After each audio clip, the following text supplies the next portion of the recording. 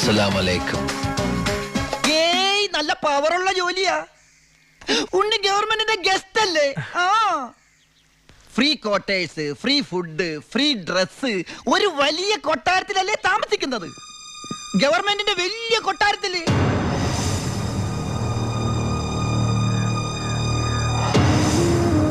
ആ കൊട്ടാരത്തിൽ പ്രവേശിക്കാൻ സ്പെഷ്യൽ പെർമിഷൻ വേണം.